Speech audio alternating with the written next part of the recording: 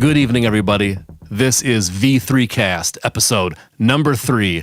My name is Steve Green. Aaron Green. And Greg Maston. All right, what's up, fellas? How are you guys doing today?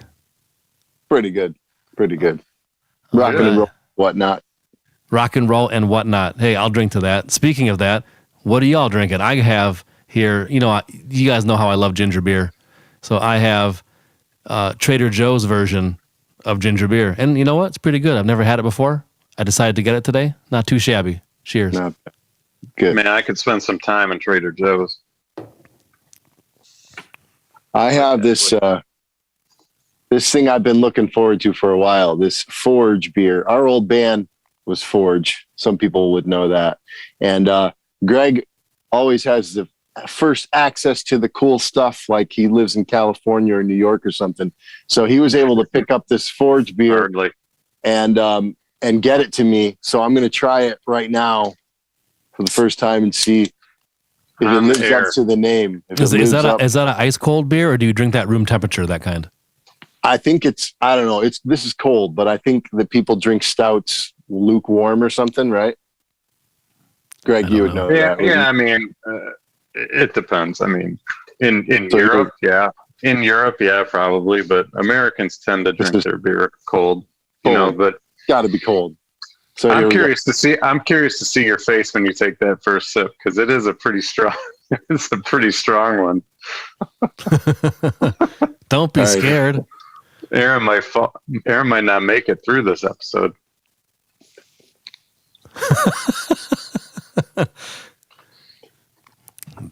By the look on your face, that's an aggressive beer.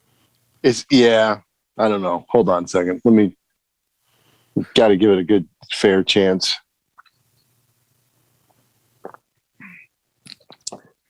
No, it's got a good name, but it's got this like chocolatey flavor. What's wrong with that? That sounds interesting. It's not my thing, man. It could be. Aaron's like, hey, keep your Snickers bars out of my beer, okay? Yeah, I don't know, man. Coffee flavor too. Yeah, what's wrong with that? I like my coffee in the morning and my beer at night. And man, you gotta open your mind, Aaron. What do you have, Greg? I have IPA. Big surprise.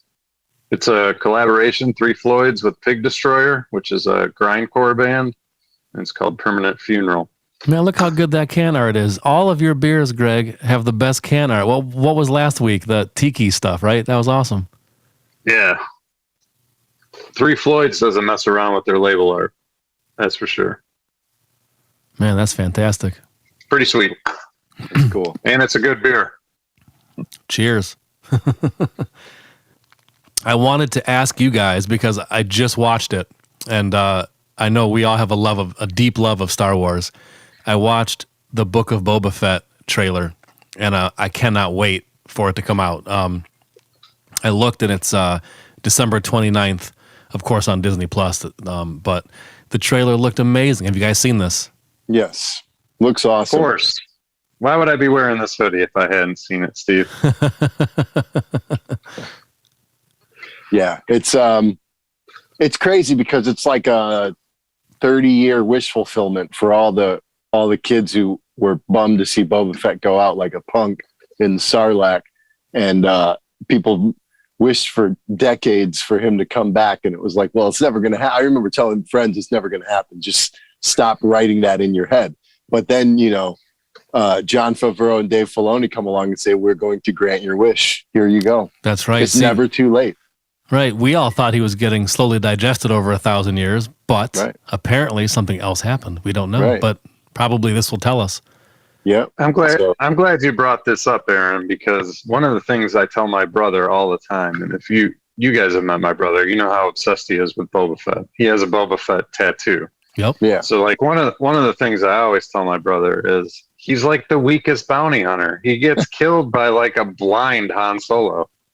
That's true. So, I mean, how good of a bounty hunter can you be if a blind guy can somehow best you? You know what I mean? So I told my brother all these years, and secretly I also like Boba Fett, but because my brother is obsessed with him, I feel a need to take him down a peg or two. Right. So I always sort of, make fun of Boba Fett in front of him. Right. But like, you're right. With Favreau sort of executive producing this series, it's going to finally, give people that version of Boba Fett that like my brother envisions in his mind, Right. I mean, the Mandalorian already established that, to really give us what we always wanted to see with him. And now it's just going to be all day, every day, And I will not deny that he is in terms of costume design, he was the best. Yeah. You know what I mean? And that's really what drove everybody to love him as a character, is his costume. Right. He didn't have to do or say anything, really. And his lack of dialogue was very cool, right? Right. Yeah, and it's just like the way Jeremy Bullock stood, and everything about him was cool. You know what I mean? Like he's just. But yeah, I think we'll finally get. And I like the new guy that's playing him too, obviously. But I'm a Jeremy Bullock guy. I'm old school. Right. Yeah. Well, the cool thing is that this is like a medium school consistency, because that actor is the guy who played Boba Fett in the prequels. So Tamura Morrison. Yeah. So he's been playing him now for over 20 years. So yeah, and he was also the voice of the father in Moana. Just saying, it's very, very cool stuff. There you go. That's if you count the prequels. You guys count those? I don't know. I mean, you have to count him. You have to count him because Tamura Morrison is the Boba Fett guy. So that's what was established in the prequel. So it's just the way it is now. It's all canon. One thing I will tell everybody about Steve in particular is no matter what criticism you levy against Star Wars, Steve will find a way to explain it in a way that makes you think that it was all calculated. Well, I think Aaron also does that. I think we both do that. I remember a lot of conversations in the van where I was like, yeah, but what about this? And Steve will find some way to explain it. some major plot hole, and Steve will find a way to fill it. Like in the universe, like not just, well, production ran short or something. No. It'll be an answer that literally was in that universe and how, justified something or whatever. We spent our whole childhood doing that, just coming up with theories and explanations. No, but one cool thing about how you were talking about, Greg, about how the Book of Boba Fett's going to give us the version of Boba Fett that we always wanted, and Aaron added that the Mandalorian, already started down that path. To me, when I first saw episode 1 of The Mandalorian, I knew right away that this was going to be off the hook, the best thing since the original trilogy, and it has delivered on that every single episode. It's so cool. They even had one, I forgot the name of the episode, but it takes place on that prison ship, and it's when they first introduced Bill Burr's character. It's basically like a horror / Star Wars episode, especially toward the end, the way it's shot and lit and kind of edited. Like Star Wars never went down that path before, and it didn't seem contrived or weird or out of place either. Somehow they made it just all smooth and work, and you were just into it, on the edge of your seat. Couldn't wait to see who was going to get next. It was so cool. Yeah. Is that the famous episode where the crew members in the background? If you watched it, remember that? That's later. Oh, right. And he's got like jeans on, right? Or something like that. Yeah. I think I saw the still of that. Yeah. Mm-hmm. I don't know if that's that episode or not. I'm not sure. That's later. But they edited him out. He's gone. Don't worry about it anymore, Greg. He's gone. Nice. Hey, man, I like that stuff. I would prefer to leave him in there. Yeah, once Steve they could got wind of develop a backstory for that guy. Yeah, there you go. Right. Steve would explain why that guy was on that ship, because he was some sort of interdimensional time traveler or something. Yeah. Right. Once Lucasfilm got wind of that, they're like, open up that file. Right. Rotoscope that guy out, resave it, re-upload it. We're good. And which member of Industrial Light and Magic was in charge of editing that scene? and I need to have him in my office for a minute. Exactly. Right. We got to have a little talking to. I think there's only one official trailer that I noticed, but then there's like this other video that I saw that kind of compiles some scenes. Did you guys check that one out at all? It's kind of like it shows one major thing to me that definitely stood out was it showed Boba Fett in like a bantha tank, like really close up, like healing. Right at the very beginning. Yeah, I saw that scene. Yeah, and now that wasn't in like the Disney trailer that I noticed. So somehow, I don't know, it might be a second trailer or it might, I don't know where they would get that footage from if it wasn't something official, but it didn't look like it was like a normal trailer to me. It was more like a compilation of clips or something. That was the same kind of tank that Luke was in, right? Exactly. Yep. And even Darth Vader in Rogue One, they showed him in that for a second. That's kind of like popped up throughout Star Wars, throughout the years. But that was interesting. So, he gets found, he escapes, what happens, and then he's in the tank healing for a bit, apparently. I mean, this is where my mind's going. Who knows if it's twisted. So we get Book of Boba Fett on December 29th. And when I watched the Mandalorian Season 3 trailer, it just said 2022 is the way. So we don't know exactly when, but I can't wait for both, man, for sure. Yeah, definitely. I got to give a shout out real quick because we met some cool cats. Well, first they were out in LA with us, but we didn't know it at the New York Ninja premiere. But then they reached out and had us on their podcast, which is called $2 Late Fee.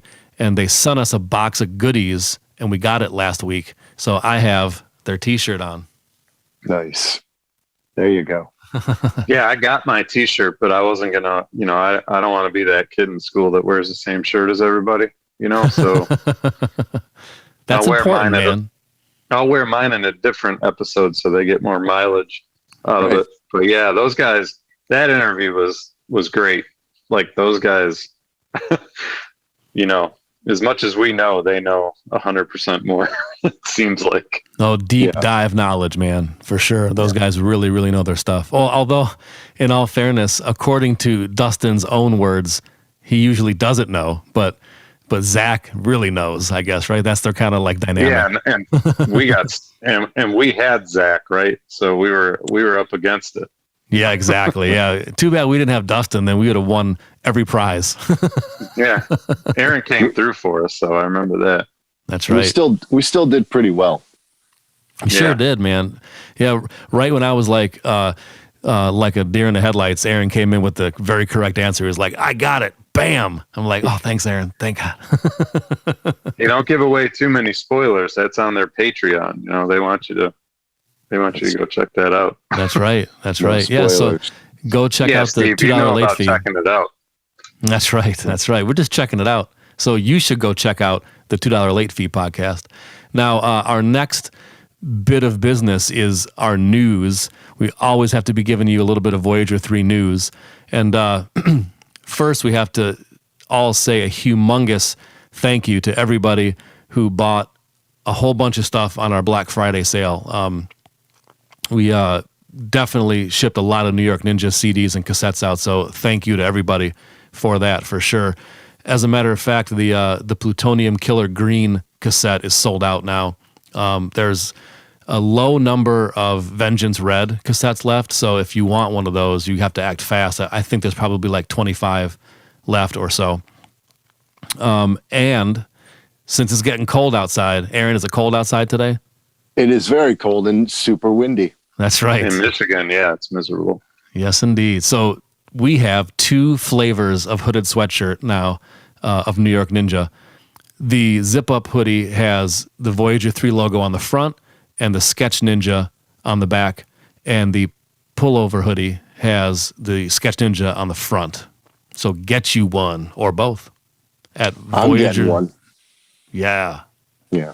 Aaron's getting one. I'm at getting one.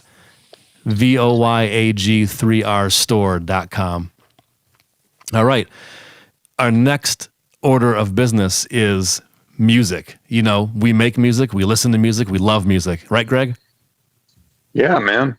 So I thought it'd be cool to take a little step back in time and come up with it's a lot to choose from. But what are your 3 favorite records from the 1990s? There's a lot of genres, a lot of albums.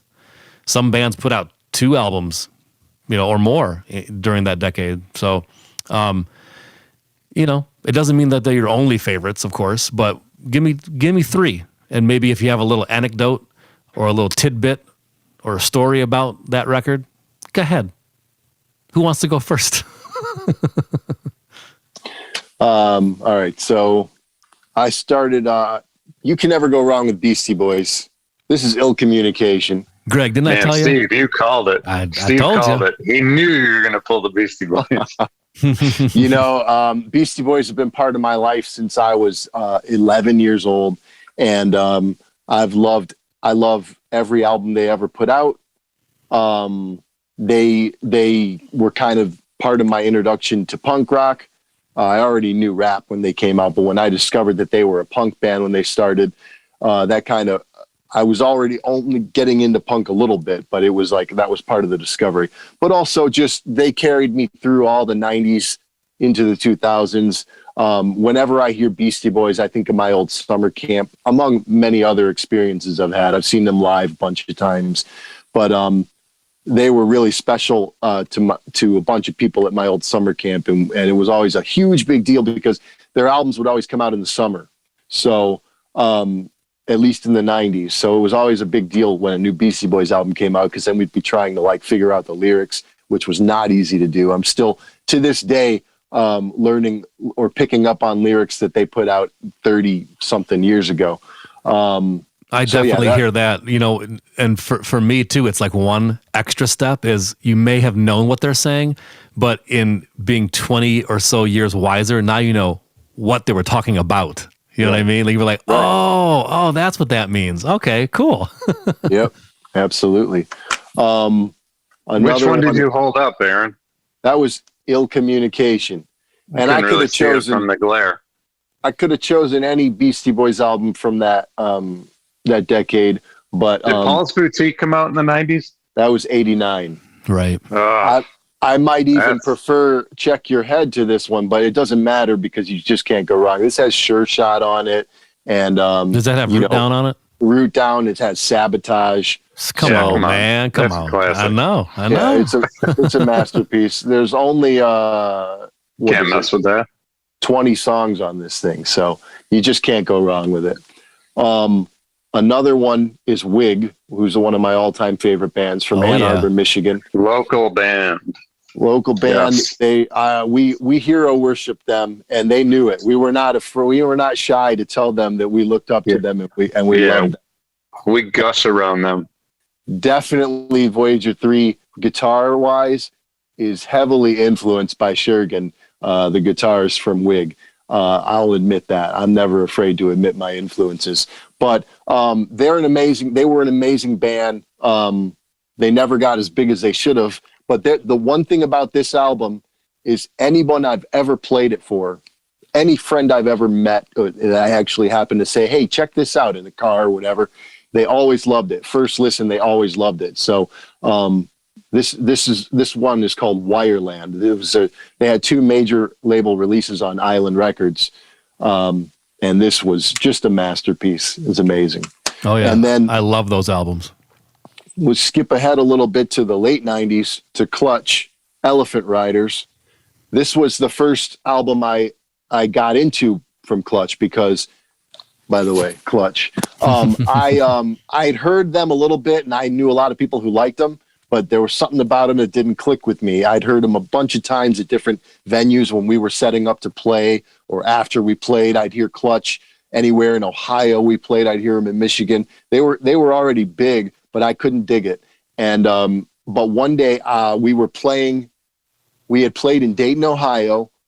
We hit it off with the band we played with called 44. We stayed at one of the guys from 44 had a party at their house. We stayed there that night. I slept on the floor. And early Sunday morning, kind of drifting in and out of sleep, somebody put on Elephant Riders on the stereo and cranked it. And I was like, this is the coolest thing I've ever heard. It was the perfect thing to wake up to.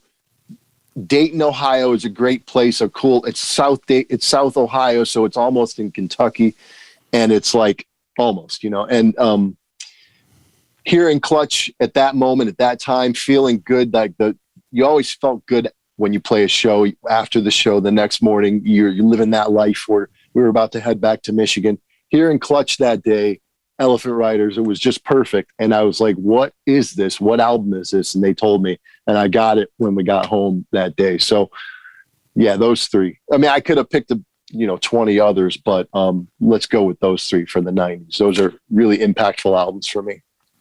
Aaron, those are solid, man. Those are three that I forgot about, sort of. I don't ever forget about the Beastie Boys, but I just wouldn't have thought to pick it. Yeah, there you go. How about you, Greg? I'm going next. Sure. Why not? All right. I'm going to start off. I'm going to try to go in order of importance to me. So I'm going to start with this one. Corrosion of Conformity, Blind. Love that record. Nice. Everybody talks about Deliverance. This one is the one that really sort of, Corrosion of Conformity was always on my radar, because it was punk. I always thought of them. You think about that helmet icon with like all the points sticking out of it. So I always sort of considered them a punk band. And then this album came out and totally flipped the script, right? Like all of a sudden they were like one of the better technical metal bands. And I was just like, how did they manage to do this? And the drum, I will say the drumming by Reed Mullen on this record, like I said, everybody talks about Deliverance, and Deliverance is great, but the drumming, because I'm a drummer, Reed Mullen is just crushing it on this record. May he rest. So, yeah, rest in peace. So I'm starting off with Corrosion of Conformity, Blind, which I think is, if you haven't heard it, man. Did seriously. you get to see him on that tour, Greg or Aaron? I think, Aaron, you were at camp, but... I feel like I did see him on that tour. Like this album, between all of our friends like Jeff and Scout and Colin and all my friends, man, this was unanimous. Like nobody disliked this record, even Scout, and he's like the most finicky, right? Right. So, right. Corrosion of Conformity, Blind. I can still listen to it today, and it's just as fresh, and the drumming is still just as impressive as it was. It's amazing. Yeah. So my next one, I actually own this on vinyl thanks to my friend Jeff. So Clandestine by Entombed. A lot of people will talk about Left Hand Path, but to me, they peaked with Clandestine. We didn't find out till much later that Nick Anderson actually did the vocals on this record. It was no LG. So some people sort of count that against this record, but there's a song on here, I think it's Chaos Breed. Heaviest breakdown ever. Heaviest breakdown ever written.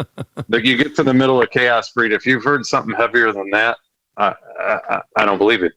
Because it's just one note. It's just one note, and it's the heaviest note you've ever heard. And then they put a groove around it. It's mind-blowing. Nice. Anyways, that record, untouchable.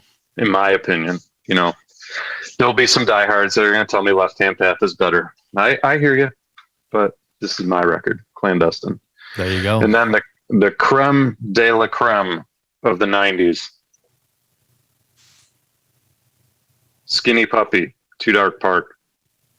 Tight. There will never be an industrial album better than this. I don't care what anybody says. It's the industrial music could have ended at that point because they just blew everybody out of the water. It's the weirdest, scariest, darkest industrial record you'll ever listen to. Yeah. And coincidentally,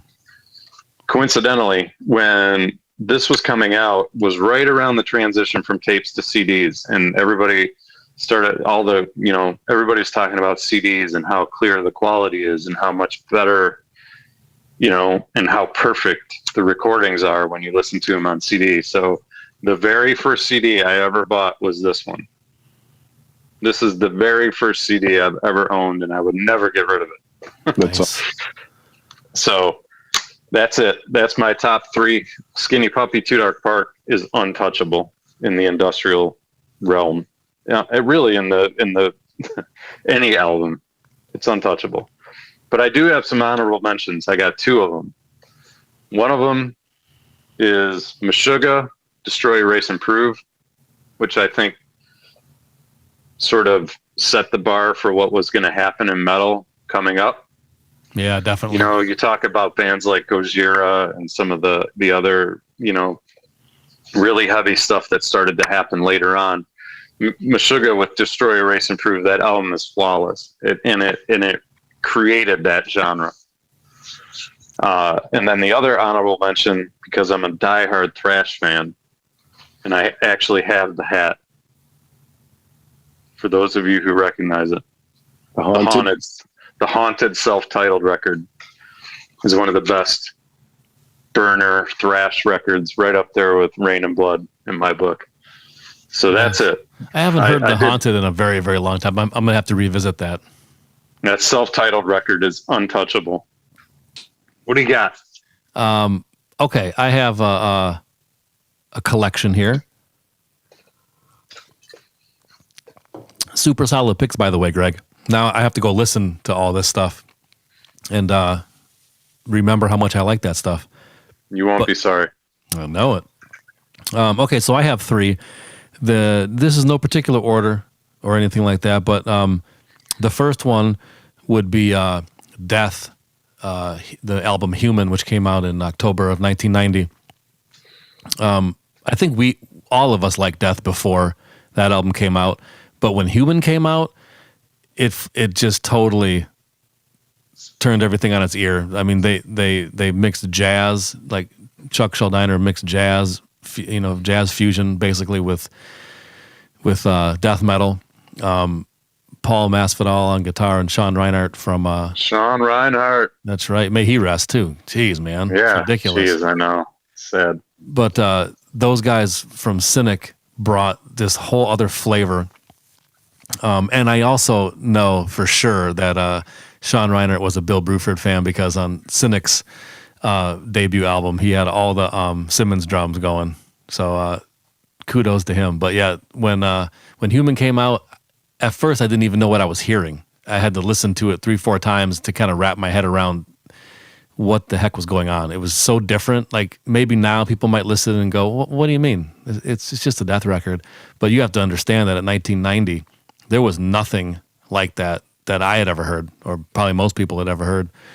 It was totally new, and it took a minute to digest it, and then it instantly became my absolute favorite Death album. I think we were just talking about that, Aaron. Like, well, which Death album is your favorite? And I called Human for sure. Same here. Yeah. Yeah, Death is interesting, because if you talk to somebody like Jeff Uberti, he's very much into the leprosy and like spiritual healing, Scream Bloody Gore, spiritual healing, up till about was leprosy the one before? That was second. Scream Bloody Gore, leprosy, and then spiritual healing. Okay, yeah. So spiritual healing into the one you're talking about. Like, it's 2 different schools of thought on death. Like for him, right, once they went technical like that, he sort of lost interest. So right, him and I talked about that before. Yeah, there seem to be 2 different schools of death fan out there. You either like the early stuff, or you like the crazy prog stuff. And I remember, Steve, when you convinced me to really sort of get back into them, I was well versed in the stuff that I had been exposed to by Jeff, and I had no idea that they had taken that turn for the super progressive. And what was that show we went to at Harpo's, you and I, and we stood up on the lighted floor? Yeah, that was the Symbolic tour. So they had Gene Hoglan on drums at that point. Yeah, so that was, also a killer record. Just a totally different band than the first 3. Totally different. Yeah, for sure. And as a matter of fact, when Human came out, I tell this story every once in a while, but when Human came out, I skipped school to go to that concert, and it was at Todd's, which is at 7 and Van Dyke. It's not there anymore. I think the last I saw it was a U-Haul place now, unfortunately. But I skipped school, drove there, got there super early before even any of the band got there, and just kind of hung out in my car, listened to Death on cassette, and then finally this U-Haul pulled up with crew guys, and they were unloading Marshall cabs and everything. So here I am, a bright-eyed, bushy-tailed high school kid, and I say, hey, do you guys need any help? And they go, yeah, why not? Just, carry this. So I remember I was helping them out, and the owner of, I don't know if he was the owner or not, but he was like the promoter. But everybody knows Roosevelt. He's the guy who did Blondies as well. And I remember he kind of stopped me. I think maybe he thought I was trying to get in for free or something like that. But I'm like, nope, dude, I got my ticket. So he, I think he was cool with me. So I was hanging out inside Todd's the whole day. Got to meet the band. Even got to strum on Chuck's BC Rich Stealth because I never forget this. That he got this new Moss valve head shipped to that venue from the company, and the tech had to test out the setup to hook it up. So he goes, "Hey, do you know how to play guitar?" And I'm like, "A little bit." I was just strumming and just doing whatever, some palm mute stuff and everything. And he was setting the amp up, and I was providing some signal for him. That was very cool. And I met the guys, got autographs, chatted for a bit, even went with a production person, kitty corner across the street to the KFC to help grab all the food for them for that night. It was just a super cool evening. I got to hear the sound check was Vacant Planets, so I got to hear Vacant Planets twice that night. Super excellent experience. And then my second record pick would be, I'm totally going to flip it here, but believe it or not, Delight, World Click, came out in 1990. Phenomenal record.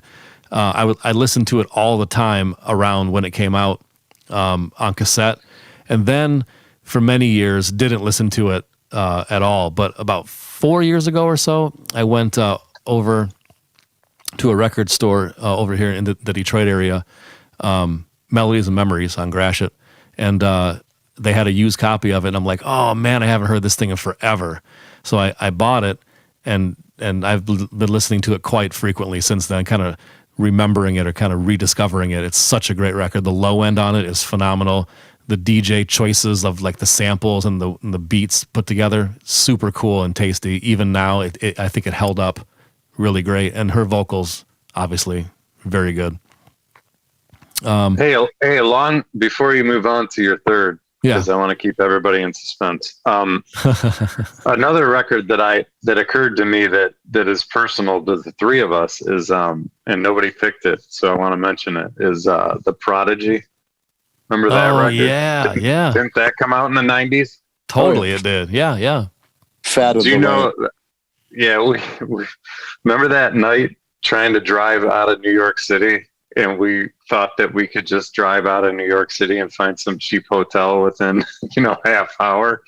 And we ended up staying up till about 5 or 6 in the morning, and Aaron and I were losing our minds. And the only thing that kept us awake and on the road was the Prodigy. So yeah, for sure, man. When Steve brought up Delight, I was like, well, we did listen to some other stuff that people might not expect, But that Prodigy record was no joke. That was high energy. Oh yeah, it was really slamming for sure. Yeah. All right, I'll let you move on. That's another one. See, I'm glad we had this discussion because now I have like 3 or 4 records where I'm like, oh yeah, and so I'm going to be either hitting them up on Spotify or I probably own some of those as well. I have to dig them out and listen to them again. I bet you I have that Prodigy CD. Oh, I'm sure you do. Definitely. I do.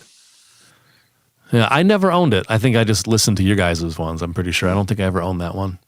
But you know what? That guy passed away too. One of the guys from the Prodigy. Yeah. I don't remember what his name was now, but it's ridiculous. I didn't realize that talking about some favorite 90s albums would also remind you that a lot of these people are not with us anymore, man. It's pretty crazy. Yeah. It's a bummer. Yeah. But my third choice for this 3 records from the 90s challenge, and it's not really a challenge, but I talk about this band quite frequently. That they are still in my rotation to this day. Many, many, many, many years later, I still listen to them all the time. But the band Handsome, which they were from New York City, and it was almost like a super group because it had Tom Capone from Quicksand, it had Peter Mengade from Helmet, it had Pete Hines, who was in Cro-Mags for a little bit. Bassist was Eddie Nappy. I don't think he did anything, super high profile before Handsome that I know of or can remember. And then the singer, Jeremy, was in, I think he did Jets to Brazil after Handsome, maybe. I'm not sure. But pretty much, very, very set up for success type of band because they had a bunch of big names right out of the gate. But they had one major label album, self-titled, and it is absolutely incredible. I think it's I think it's the most underrated rock album of the whole entire 90s by far. It was produced by Terry Date. A lot of people know Terry Date from like Pantera and Deftones and just a whole bunch of stuff. And another little cool thing is Ulrich Wilde did like engineering and like some like low level stuff back then. That was one of his like getting started gigs, believe it or not. And now he went on to do tons of big bands, like including a Pantera record and Static X and a whole bunch of other stuff. I think even a White Zombie album. So he's a very big producer in his own right, but that was one of his first kind of starting out gigs. He was like an assistant to Terry Date. But this record, every single song from front to back is incredible. And I was fortunate enough to see them live every single time they played Detroit. It was incredible. It still is an incredible record. It got reissued too 4 or 5 years ago. I can't remember, maybe Music on Vinyl, but but just Google it and you'll see. Some company put out that album again on vinyl because it never came out on vinyl originally because it was during that era of time, 97 is when it came out, that almost nobody had anything vinyl at that time. It was always CD. But that's one of my absolute favorite rock records of all time, no doubt. Yeah, it's great. Good pick. If you haven't heard it and you've never heard of Handsome, go find it. It's good. That's right. Really That's good. Right. Dig it. Now, Aaron, you had a cool idea. Go ahead and mention what idea you had for this. Oh, just top album of 21. I always like to force myself to pick something as an exercise in discipline. And like, you see that Greg is not very good at that because he had 3 picks and then he did 2 honorable mentions. Then he comes disciplined. 2 honorable mentions. Then he comes back in during Steve's. He's like, let me sneak another one in there. And that's great. But so it's our top 3 and Greg's top 6. Yeah, exactly. Man. Like, there's a lot of good music out there. You guys know it's hard to choose, man. No, that's not the case. There's a such thing as pick a top 5, right? And that's like I can't do it, Aaron. for its own reasons. And then there's Stop a pick trying 1. to make me do it. My top pick, I won't even tell you about like my process of figuring it all out and eliminating these other bands. I listened to a bunch of great stuff this year. This was a really good year for music. A lot of COVID albums coming out this year. But if I had to pick one, the new Mastodon album, Hushed and Grim, it's pretty amazing. There's a lot of variation on the album, a lot of, they do the heavy stuff, but they also have a lot of more subtle moments on this album, which they've been doing for the last bunch of albums. But there's really something about this album that they do some things, for instance, on the album that I've never heard any band do. Like there's some riffs on there where I'm like, how do you even come up with a riff like that? So yeah, I would have to say that's my favorite album. Now I'm going to break my own rule because I also love Andrew WK's God is Partying album this year. Oh yeah, I remember hearing a couple tracks from that, and it was like way heavier than you thought Andrew WK would ever be, and I did enjoy that. It was cool. Yeah, it's his heaviest album, and it's also pretty insane because I think it's really, he's talking most of the album is about like breaking up with his wife, So that brings up these crazy, feelings for an artist, all these things to have to process. What's the third one was, the Gojira album. The latest Gojira album was great. Amazing. It's like a sort of a bridge between their older, heavier stuff, their newer, more commercial stuff, but it's kind of bridging those two worlds. So yeah, but overall Mastodon, if I had to pick. Nice. No, I used to love like Crack the Sky and the one after that one, and then I kind of they kind of fell off my radar for no particular reason. So the beautiful thing about that is that it's always there for you to listen to. So now that you mentioned that, you kind of refreshed my my keenness for Mastodon, because I did love that era. I saw them at the Crowfoot on that tour, on Crack the Sky tour. It was excellent. Yeah, that's an amazing album. That might be my favorite. Well, maybe of theirs, but all the stuff is great. All the stuff they've been doing, you should check it out. Yeah, unfortunately I didn't listen to a lot of new stuff this year. I don't know why that would be. It was like just the mode I was in, or lack of time. I'm not really sure what the reasoning is for that. But I did pick one. It's almost like a default pick in a way, because a lot of people who know me know how much I love Quicksand. So I had to pick their album from this year, which is called Distant Populations. It's good. It's not my absolute favorite one by them, but it doesn't have to be. But from what I heard this year, that one definitely stands out for me. So Quicksand, Distant Populations, for sure. That's a great album. Love it. What about you, Greg? Were you able to force yourself? Or, yeah. So I'm gonna preface this by saying that I probably didn't buy a lot of 2021 records. But one that I did buy is by a guy that will be totally obvious to everybody. So I'm just going to, by default, choose this as my 2021 record. I thought it was going to be Zombie, but I realized that came out in 2020. So that's what I was going to choose, but I realized that wasn't timely enough. So I'm going to go with Lost Themes 3, Alive After Death, Mr. John Carpenter. Oh yeah, that's right. He did put another one out this year on Sacred Bones, right? I'm pretty sure. Yep. And it's always good. I'll take anything he puts out. And it might be kind of cliche to say that, but I still think that everything he puts out is good. Yeah, he has a certain kind of a new palette, if you will, because if you listen to, the classic stuff, the Halloweens, the Escape from New York, and other ones of that time, it has a certain character to it. It's a lot of Prophet 5 and some other stuff of that era. And when he puts out stuff now, it has a totally kind of a new, like I kind of see sometimes music in colors, not all the time, but sometimes. And to me, it's like a whole new set of crayons. I mean, and it literally is that, because he's using modern gear. He probably has Prophet 6 or maybe the new Prophet 5. So it's just like a whole other, set of tools. So that these have their own kind of sonic identity, and they're different from the classic, but they're still very cool and just different from the other stuff. Not just that, but he's doing,